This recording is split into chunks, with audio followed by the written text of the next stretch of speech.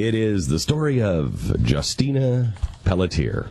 Let's hope this is a great story, because it sounds like it, but we felt that way before. I don't know why you have to rain on everybody's parade. Well, because it's been rained on so many times. I just want to warn of the storm clouds. Let me just pin the tail back on you, Eeyore. I guess so.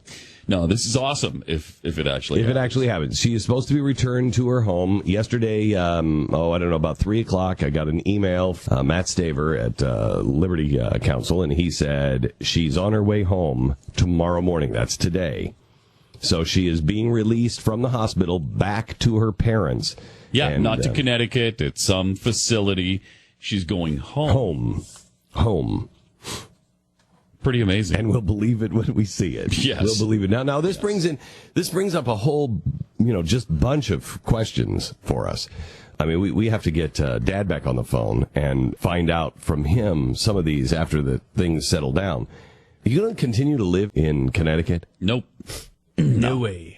I'd be gone so fast. I'm moving. I didn't even have any of these problems that I moved out of Connecticut. It's hard though. I'm sure he's got a job there. Their life is there. Their house is there. It's really hard to just pick up and leave. You live in a trailer. Yeah. You live in a 2-room apartment if you have to. You get your family out of there. And you go to a state that understands parental rights and freedom a little bit more. Which ones are those, though, really? Well, really, Russia. honestly. I think Russia at this point understands parental rights and freedom some of the better Soviet than states. Massachusetts and Connecticut do. Can I tell you something? David Barton is on his way over to one of the former Soviet states. Did you know this? On his way over to one of the former Soviet states, because the former Soviets called him up and said, hey, you know more about the underpinnings of your republic than anybody else, and we would like you to help us put those underpinnings together, because while your country and the West is running from your constitution, we need to understand it more, because that's the solution. So he's on his way over to former Soviet states to help them. Is that not incredible? Yeah. I mean, it's not like, it's just not like a couple of people. I think it's the main people in the government are saying, help us, please, or we will lose our way. And we're not doing that. But you're right. There are some of the former Soviet states, Ukraine, Georgia, that probably understand our freedom better than we do now. Mm-hmm. And that is frightening. That is really frightening. You don't go to Canada. Canada's not going to be any freer with medical. Europe, England.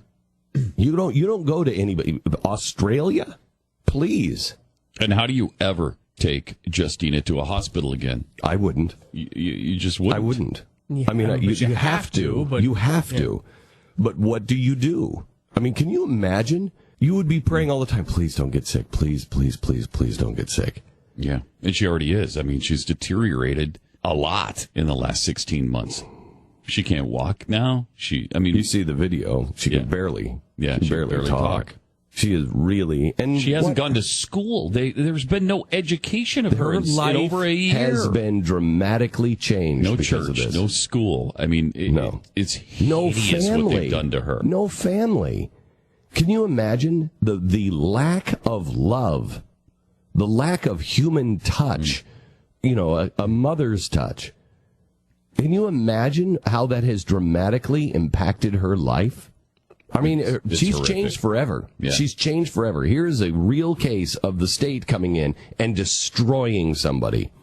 She's now a year and a half behind. To put this into perspective, tell me about Elizabeth Smart, Stu. Yeah, I mean, obviously, really terrible things happened to Elizabeth Smart, so you can't necessarily compare the situations. But remember when that situation went on, it felt like it was never ending. She was gone forever. It was this big story. Well, she was gone for 9 months. Half the time. Basically half the time. I mean, just from an effect on. And look at how that changed Elizabeth Smart's life. Now, again, there's other circumstances involved, but of course. Still, you're away from your parents. You're being held hostage. It is a hostile situation.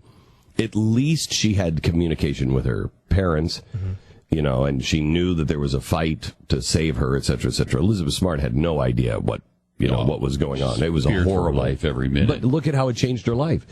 This woman is not coming in. Justine is not coming into the game as prepared as Elizabeth Smart because she's ill. She's not mentally where Elizabeth Smart was or is. because she's ill.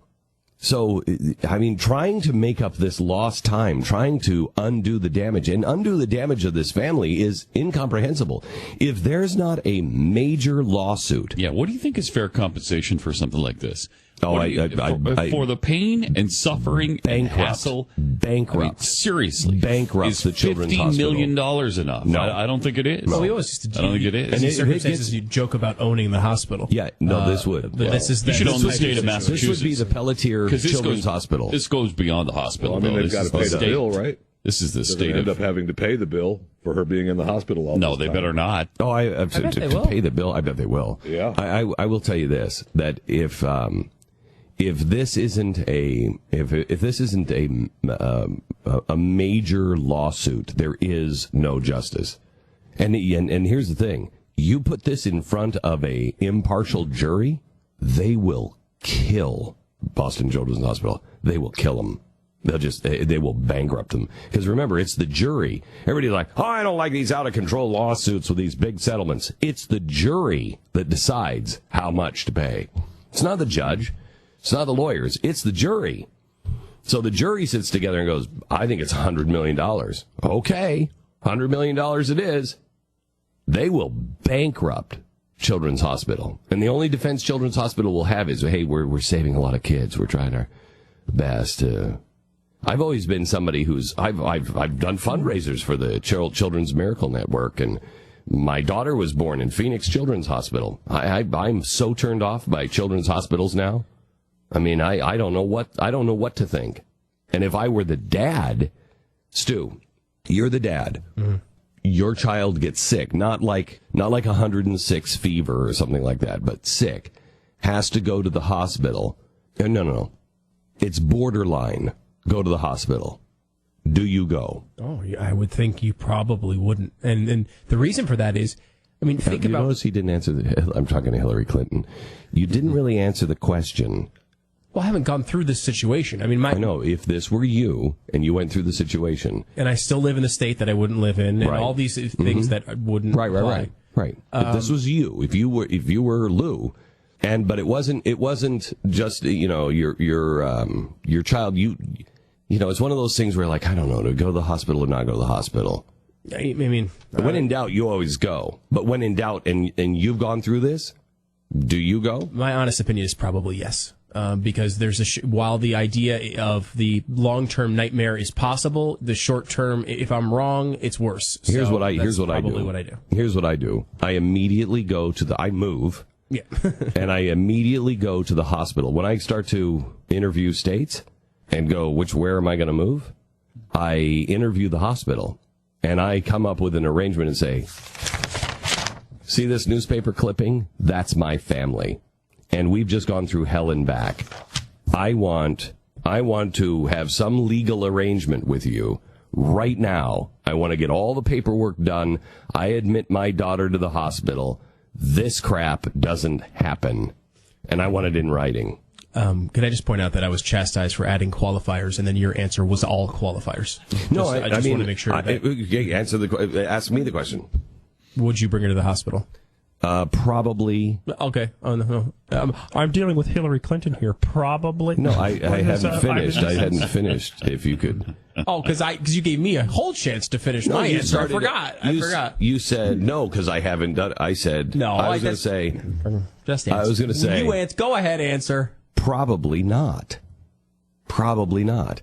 My wife, however, would say, "Honey, we've got to bring her to the hospital," and I would always defer to my wife on that because I don't know. Women have this extra.